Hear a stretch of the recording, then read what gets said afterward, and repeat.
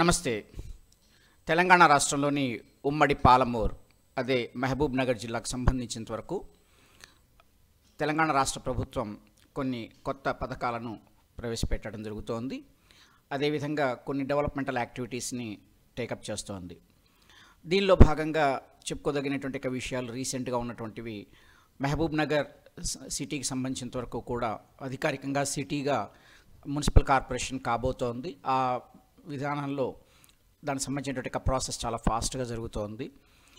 తర్వాత మహబూబ్ నగర్ సిటీకి సంబంధించినంత వరకు కూడా ఒక డెవలప్మెంట్ అథారిటీ అనేటువంటిది ఫామ్ అవుతోంది. సిమిలర్లీ మహబూబ్ నగర్ జిల్లాలోనే ఒక భాగంగా ఉన్నటువంటి నారాయణపేట్ ఒకానొక ప్రధానమైనటువంటి టౌన్స్గా ఉన్నటువంటిది ఉమ్మడి మహబూబ్ నగర్ జిల్లాలో. ఆ నారాయణపేటకి కూడా ఒక డెవలప్మెంటల్ అథారిటీ అనేటువంటిది ఫామ్ అయింది. ఇదే సందర్భంలో ఈ నారాయణపేటకి సంబంధించినంత వరకు కూడా రోడ్స్ రిలేటెడ్ విషయంలో కూడా ఒక అప్డేట్ అనేటువంటిది R&B డిపార్ట్మెంట్ తరఫు నుంచి ప్రభుత్వం ఇస్తోంది. అది రోడ్స్ అండ్ బిల్డింగ్స్ డిపార్ట్మెంట్లో ప్రధానమైనటువంటి రూట్గా ఉన్నటువంటి నారాయణపేట టు కోస్గి సంబంధించినటువంటి రోడ్డుని ఇప్పుడున్నటువంటి యొక్క కండిషన్ కన్నా కొంత వైడనింగ్ చేయాల్సినటువంటి పరిస్థితి ఏర్పడిన కారణంగా దానికి సంబంధించినటువంటి రోడ్ వైడనింగ్ అనేటువంటిది చేపట్టాలి అని ఒక ప్రపోజల్ మాత్రం రెడీ అయింది. ఇది కేవలం R&B రోడ్డు మాత్రమే. ఇదేమీ నేషనల్ హైవేగా అప్గ్రేడ్ కావడం లేదు. బట్ ఇది రోడ్ వైడనింగ్కి మాత్రం ప్రపోజల్ చేయబడుతోంది. ఇక్కడ మనకి తమ్నైల్లో కనిపిస్తున్నటువంటిది ఇప్పుడు ఎగ్జిస్టింగ్ రోడ్డు. ఈ ఎగ్జిస్టింగ్ రోడ్డు ఒక రకంగా చెప్పాలి అంటే సింగిల్ రోడ్డుకి కాంత ఎక్కువగాను, డబుల్ రోడ్డుకి కొద్దిగా తక్కువగాను ఉన్నట్టుగా కనిపిస్తుంటుంది. ఇక్కడ ఈ రూటు అనేకమైనటువంటి డేంజరస్ టర్నింగ్స్తో ఉన్నటువంటి కారణంగా యాక్సిడెంట్స్ అవుతూ ఉండడం, ఇవన్నీ కొంత ప్రాణ నష్టం ఇవి జరుగుతున్న కారణంగా ఈ రూట్కి సంబంధించినటువంటి వైడనింగ్ వర్క్స్ చేపట్టాలని చెప్పి గవర్నమెంట్ భావిస్తోంది. అయితే ఇది ప్రజెంట్ ప్రపోజల్ మాత్రమే. సో దీనికి సంబంధించినంత వరకు కూడా మనం ఒకసారి వివరాల్లోకి వెళ్ళినట్లయితే ఇప్పుడు ప్రజెంట్ ఉన్నటువంటి యొక్క ప్రపోజల్ ఏ విధంగా ఉంది అనేటువంటిది మనం ఇప్పుడు ఆలోచన చేద్దాం, ఒకసారి సమీక్షిద్దాం. దీనికి సంబంధించినటువంటి ఈ విషయాన్ని చూసుకున్నట్టయితే ఇది కోస్గికి సమీపంలో ఉన్నటువంటి కోస్గి మండల పరిధిలో ఉన్నటువంటి యొక్క షార్జా ఖాన్ పేట దగ్గర నుంచి నారాయణపేటకు మధ్యలో ఉన్నటువంటి రోడ్డుగా దీన్ని తీసుకుంటూ దీన్ని వైడనింగ్ చేయాలి అని చెప్పి గవర్నమెంట్ భావిస్తోంది. ఉన్నటువంటి యొక్క ఆలోచన ప్రకారం అంటే ఇప్పుడు ప్రజెంట్ ఉన్నటువంటి యొక్క కండిషన్ని పెట్టి చూసినట్లయితే ఈ total length of the road వచ్చేసేసి ఒక 56 కిలోమీటర్ల లెంత్తో ఉన్నటువంటిది. ఈ దూరం మొత్తం కూడా ఒక 56 కిలోమీటర్లు. ఈ 56 కిలోమీటర్ల రోడ్డుని దీన్ని సంబంధించినంత వరకు కూడా వైడనింగ్ చేయడానికి పట్టేటువంటి యొక్క ఖర్చుగా ఇది ప్రజెంట్ ఎస్టిమేషన్గా ఉన్నటువంటిది మాత్రం ఒక 230 కోట్ల రూపాయలకు ఇది ఎస్టిమేషన్ వేయబడింది. ఈ రోడ్డు కోస్గి, గుండుమాల్ అండ్ మద్దూర్ ఈ 3 మండలాలలో నుంచి వెడుతుంది. ఈ తర్వాత ఇది నారాయణపేట ప్రదేశాన్ని చేరుకోవడం జరుగుతుంది. ఈ 3 మండలాల నుంచి వెళ్ళేటువంటి యొక్క రూట్లో కొన్ని ప్రధానమైనటువంటి యొక్క విలేజెస్ అనేటువంటివి ఉన్నాయి.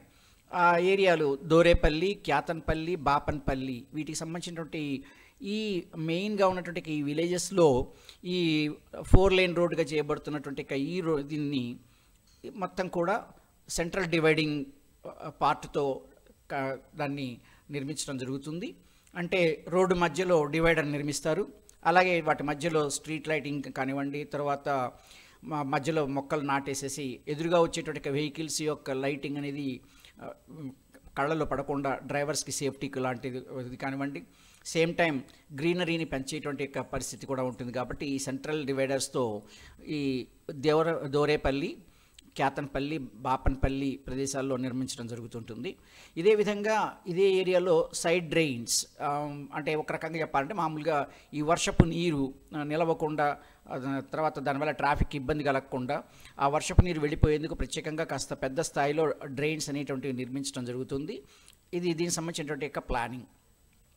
దీని తర్వాత ఇప్పుడు ఉన్నటువంటి రోడ్డుకి 70 అడుగుల మేర ఇంకా కాస్త వెడల్పు జరుగుతుంది. అంటే ఈ ప్రపోజ్ చేసినటువంటి వర్క్ స్టార్ట్ అయ్యేటట్టయితే ప్రజెంట్ ఉన్నటువంటి రోడ్డు కన్నా కూడా ఇంకొక 70 అడుగులు ఇది రోడ్డు విస్తీర్ణం అవుతుంది.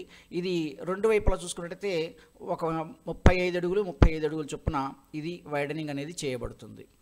అంటే ఇప్పుడు జనరల్గా జరిగేటువంటిది ఎలా ఉంటుంది అంటే ఎక్సెప్ట్ కొన్ని ఎక్స్ట్రాడినరీ కండిషన్స్ తప్ప జనరల్గా చేసేటువంటి పద్ధతి ఏంటంటే రోడ్డు యొక్క సెంటర్ పాయింట్ తీసుకొని ఆ సెంటర్ పాయింట్ నుంచి 35 ఫీట్ని కలిపి లెక్కేసుకొని అక్కడి నుంచి అంతవరకు కూడా మార్కింగ్ చేసేసి వైడనింగ్ చేయడం జరుగుతుంటుంది.